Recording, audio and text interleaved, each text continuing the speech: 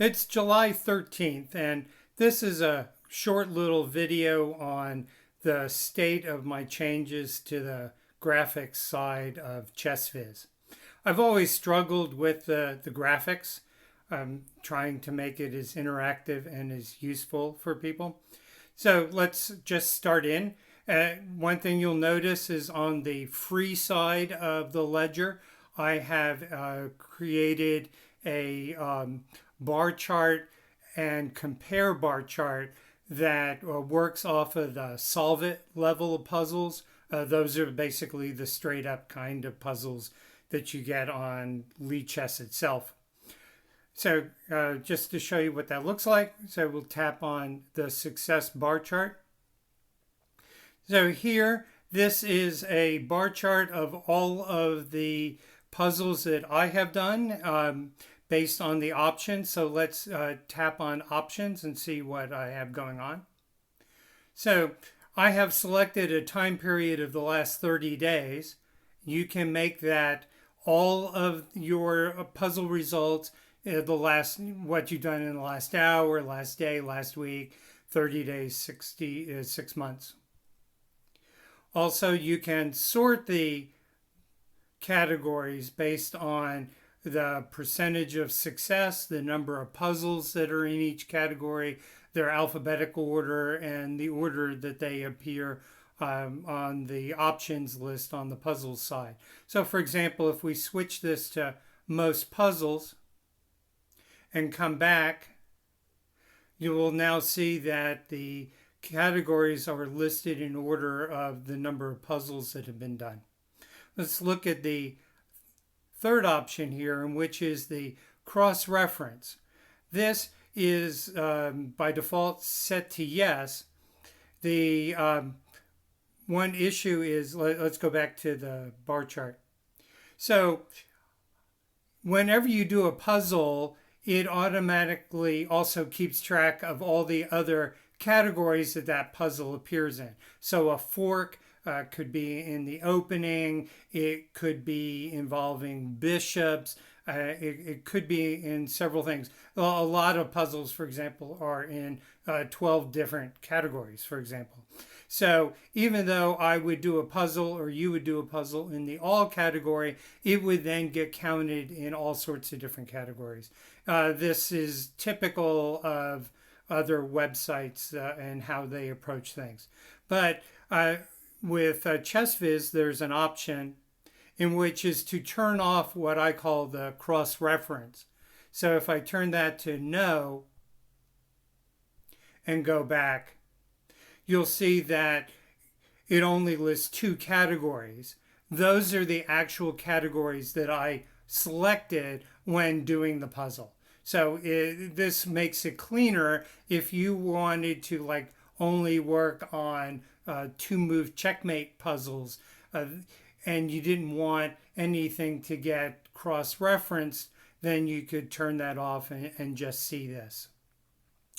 If you select one of the items by tapping on it, let's say, for example, all, you'll notice that the graph and list option now become enabled down at the bottom. If we tap on list, we get a list of the puzzles that make up that category. And we can tap on one of these. So for example, I could tap on the middle one and up will come the puzzle and we can revisit that. And then we can go back. So this has only been available for subscribers, and now this for solve it level puzzles, this is available within the free side. And again, if I tap on attack, you'll see it goes bold, and I can tap on graph and up will come the graph of only those puzzles that meet that filter. And then we can go to the second one on the options. And this is a compare bar chart. The same information, but this time there's a second bar associated with each category. And that is based on the choice that we have made on the bar, on the options. the last item that now shows up is called compare against. The option choices there are to compare against the entire user community or your puzzle attempts in the prior time period. So if you are looking at the last 30 days and you selected prior time period, then it will show you on the second bar the days 30 to 60. And then the last option is all of your prior puzzles. So if you're looking at the last week and you want to see how it compares against everything you've done before that, then all prior would do that. So for example, if I come in and I tap all prior, now it will, and I'll turn on cross-referencing, and I'll sort by most success, and I'll leave it at last 30 days. Now here we have the puzzles. I haven't done very well, mainly because I've been working on some bugs. So you can see that the bars are descending based on how well I've been doing. And on the other hand, these are the other bars of how I did before that. And again, if we tap on one of these pins, for example, we can go to the list and it will show the list of the puzzles that are in the that got cross-referenced. And you can see that none of these puzzles were actually specifically done as pins. They just got cross-referenced there. So both of these are on the free side, and they enable you to look at your solve it in detail. So on the subscriber side, this enables you to look at the categories by the type of puzzle. So right now there's actually 5 types of puzzles. You can do the solve it, visualize, where you have to look at some number of moves in the past. There's timed puzzles. There's a new one in which combines timed and visualized. So that's brand new. And then there's blindfold puzzles. So when you come in and tap on success by category, you'll now see that there are plus signs next to each one of the categories. And if you tap on one of those, then it will open it up and show the different puzzle types that I used within that. So you can see that I have those fork puzzles. 4 of them were solve its, and 3 of them were timed and didn't do too well. And then again, so then I did a couple of visualized time, which were 1 move visualized, and then they were also timed. So we can go in and we can sort. I'll just have it do all the data so we get some more numbers to play with. So now you can see that it's still sorted by success, and so now I have some that are actually I did well. So let's go ahead and open up, for example, rook endgame. Well, let's do fork because that's got 100. And then you can see that there are 93 that are solve it. And if I tap on that, again, I can get a list of those and revisit them. Or I can make a graph of those.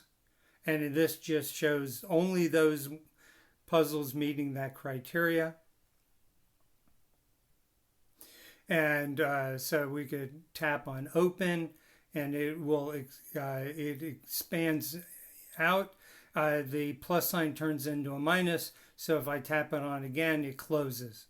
So open, and then we can go and look at timed, and we can open up any number of them. So this gives you a category first and then puzzle type inside, and then the next item on the menu is sort of inverted, where the puzzle type is first, So if you wanted to come in here and see how you were doing on the different categories within time, you can see that overall I did 121 timed puzzles, and I can tap on that and it will get expanded out and it will show me the categories within timed overall and how well I did. So I'm pretty good on the mates, with the one move things. I can do those. And then if I got a mate in 3, I can't do that in the amount of time. But again, I mean, we can tap on that. So this is made in 3 nested inside of timed. This is for all of the different time values, but so I can get a list, and you can see that there are, you know, some that are timed in 45 seconds, some that are timed in 20.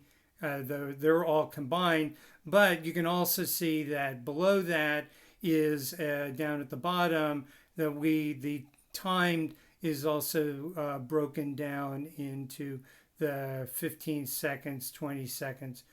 So I could tap on that, and up will come the various categories within that number of seconds within a time value.